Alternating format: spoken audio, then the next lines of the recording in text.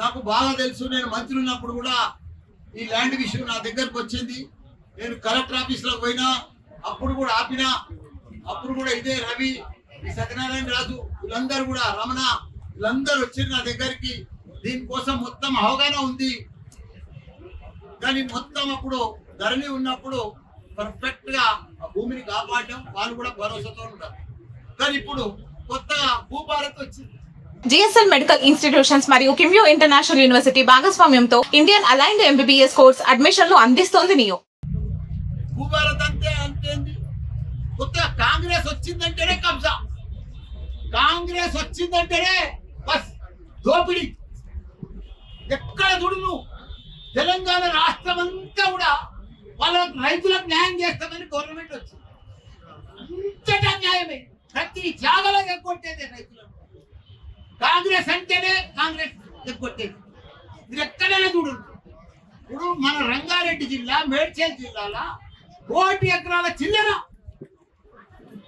22A తీసుకొచ్చి, ఆ 22A అంటే అర్థమే కాదు. మరి 22A సీఎం తెలియదా, కలెక్టర్లకు తెలియదా, రెవెన్యూ మంత్రికి తెలియదా? ఇది ఎందుకు వచ్చింది 22A? ఎన్నడూ లేని 70 సంవత్సరాల నుండి పట్టాలు ఉన్నాయి, వ్యవసాయం చేసుకుంటారు, పాస్బుక్లు ఉన్నాయి, ధరణి ఉన్నాయి, ఆంధ్రప్రదేశ్ పాస్బుక్లు ఉన్నాయి, కొత్త పాస్బుక్లు వచ్చినాయి, భూభారతి వచ్చినాయి. కానీ 22A అడిగలు వచ్చింది. ఎందుకు వచ్చింది? ఎవరు తెచ్చిర్రు?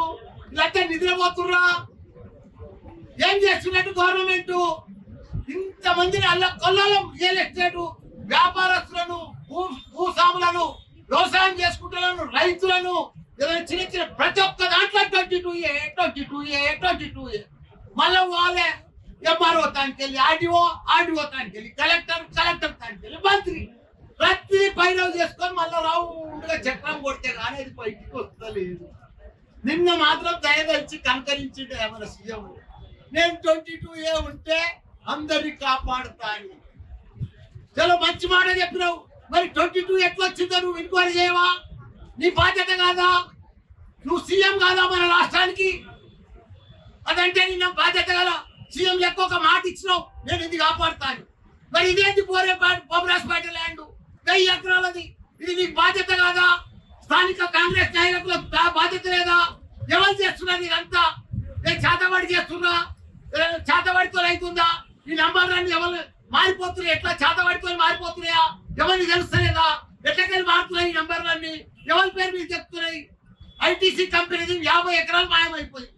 మరి చేతబడి మాయం చేసిరా? ఎట్లా మాయం చేసిరు? ఈ భూమి ఎవరి పేరు మీద పోయింది? ఎవరికి ఎక్కుతున్నది? ఎందుకు ఎక్కుతున్నది? ఎందుకు చేస్తున్నారు? 50 పాస్బుక్ 1975లో ఉంది. 50,000 అయిపోయింది పాస్బుక్ వచ్చి, ప్రొసీడింగ్ వచ్చి. అప్పటి సంది వ్యవసాయం చేసుకుంటుంది. అప్పుడు కాంగ్రెస్ ప్రభుత్వం ఉంది కదా, ఆ టైంలోనే పాస్బుక్ అయింది కదా.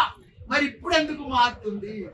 ఎవడో వచ్చిండని, సాదా పోయినామని, కోర్టు కేసు వేసిండని, ఏదో జర్రాంతుందని, అమెరికాలో వచ్చిండని, 50 ఏళ్ల కింద పోయినోడు, 60 ఏళ్ల కింద పోయినోడు ఇప్పుడు వచ్చిండని వారికి మీరు ఏం చేస్తారు? ఈ చిన్న చిన్న రైతులు 6 ఎకరాలు, 5 ఎకరాలు, 3 ఎకరాలు, 10 ఎకరాలు వ్యవసాయం చేసుకొని బతుకుతున్నారు. దీనికి పాస్బుక్ వాల్యూ లేదా? ధరణికి వాల్యూ లేదా? భూభారతికి వాల్యూ లేదా? ప్రొసీడింగ్ వాల్యూ లేదా? ఇవన్నీ ఇప్పుడు గోదావరిలో కలిపేసి చక్కగా ఎవరికి వస్తే వాళ్ళ పేరు మీద ట్రాన్స్ఫర్ చేస్తే ఎట్లయితుంది? ఏమవుతుంది? ఇవన్నీ గవర్నమెంట్ ఉందా లేదా? కలెక్టర్ ఉందా? ఆర్డీఓ ఉందా? అన్ని ఎంఆర్ఓనే మార్చేస్తాడా?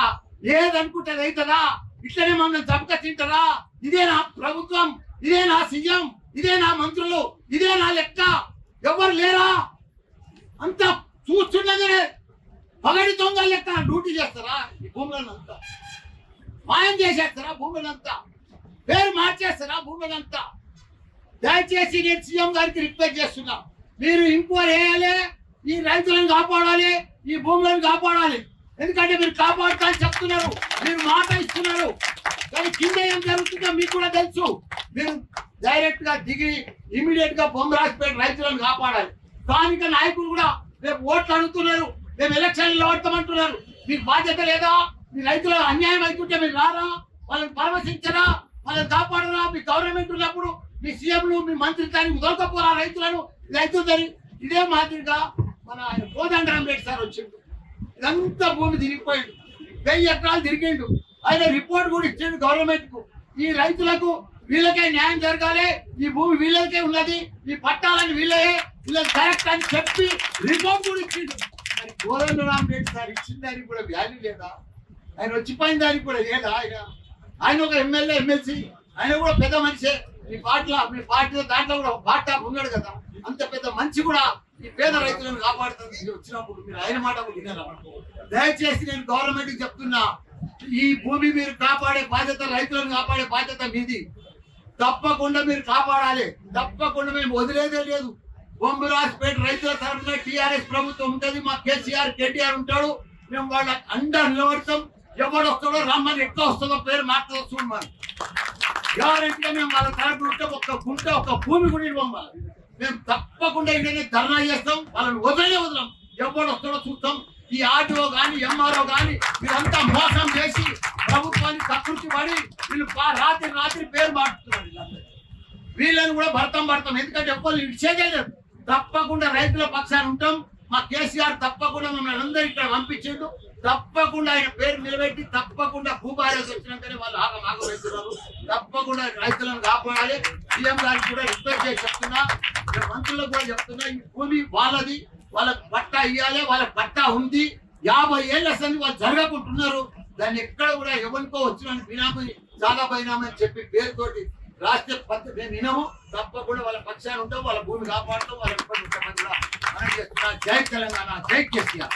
ఈరోజు బొమ్మరాసిపేట రైతుల భూములు అక్రమంగా కాంగ్రెస్ ప్రభుత్వం అండతోని కొంతమంది దుర్మార్గులు రేవంత్ రెడ్డి, పొంగులేటి శ్రీనివాసరెడ్డి అనుచరులు ఆక్రమించుకుంటున్న దానికి నిరసనగా దాన్ని అడ్డుకునేందుకు ఈరోజు మా పార్టీ వర్కింగ్ ప్రెసిడెంట్ కేటీఆర్ గారి ఆదేశాల మేరకు నేను, అదేవిధంగా మాజీ మంత్రివర్యులు శ్రీ మల్లారెడ్డి గారు, అదేవిధంగా పార్లమెంట్ ఇన్ఛార్జ్ శ్రీ రాగిడి లక్ష్మారెడ్డి గారు, మధుకర్ రెడ్డి గారు, మిగతా నాయకులందరం కూడా ఈరోజు వేలాది మంది రైతుల సమక్షంలో ఇక్కడ మాట్లాడడం జరిగింది.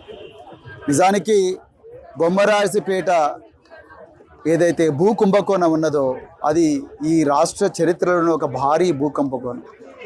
ఈ రాష్ట్ర రాజధానికి కూతవేటులోనే దూరంలోనే ఈరోజు 22A పేరు మీద మాత్రమే కాదు, నిజంగా దొంగతనంగా కోర్టు కేసులు పెట్టించి ఈ ప్రభుత్వమే, నకిలీ రికార్డులు సృష్టించి ఈ ప్రభుత్వమే వాటిని నిషేధిత భూముల జాబితాలో పెట్టి ట్రాన్సాక్షన్స్ అన్ని కూడా బంద్ చేసిండ్రు. రైతులు ఏమైనా అమ్ముకుందామంటే అమ్ముకునే పరిస్థితి లేదు.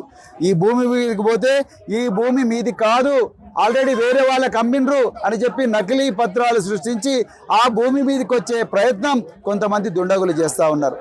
ఇక్కడ ఏ రైతును అడిగినా చెప్తా ఉన్నారు, ఈ మేడ్చల్ మల్కాజ్గిరి కాంగ్రెస్ పార్టీ ప్రెసిడెంట్ ఎవరో వజ్రేష్ యాదవ్ అని ఉన్నాడంట, ఆయన పేరు చెప్తా ఉన్నారు రైతులు. అనిల్ రెడ్డి, అమర్ రెడ్డి, ప్రవీణ్ రెడ్డి, అదేవిధంగా ఉదయ్ సింహారెడ్డి, అదేవిధంగా ఏవి రెడ్డి, వీళ్ళందరి పేర్లు రైతులు చెప్తా ఉన్నారు. ఇలా రేవంత్ రెడ్డి గారు నేను ఓపెన్గా అడుగుతా ఉన్నా, అయ్యా రేవంత్ రెడ్డి గారు వీళ్ళెవరో మీకు తెలుసా? వాళ్ళందరూ మీ అనుచరులని చెప్తా ఉన్నారు. వీళ్ళే ఎక్కడ చూడు హైదరాబాద్ చుట్టుపక్కల ఏ భూమిని అడిగినా కూడా ఏవి రెడ్డి అనో, లేకపోతే ఉదయ్ సింహారెడ్డో, లేకపోతే వజ్రేష్ యాదవ్ అని చెప్తా ఉన్నారు. ఇక్కడ బొమ్మరాజపేట రైతులంతా అదే చెప్తా ఉన్నారు. నిజంగా మీకు నీతి, నిజాయితీ, నిబద్ధత ఉంటే ఈ ఏవి రెడ్డిని, ఈ ఉదయ్ సింహారెడ్డిని, ఈ వజ్రేష్ యాదవ్ని, అనిల్ రెడ్డి వీళ్ళందరూ కూడా పీడీ అట్టు పెట్టి చెర్లపల్లి జైలుకు పంపించండి.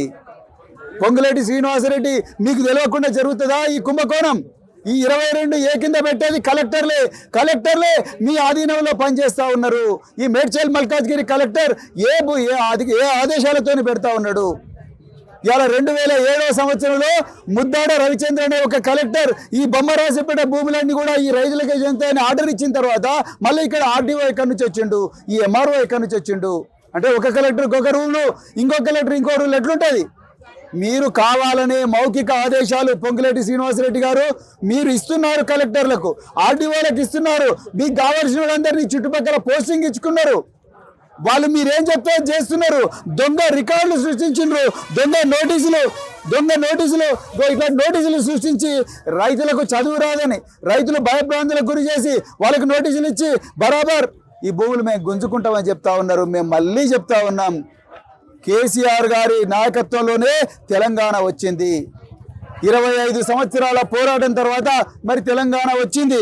అదే విధంగా అదే కేసీఆర్ గారు, అదే కేటీఆర్ గారి నాయకత్వంలో బొమ్మరాజుపేట భూముల ఆక్రమణను బరాబర్ అడ్డుకుంటాం.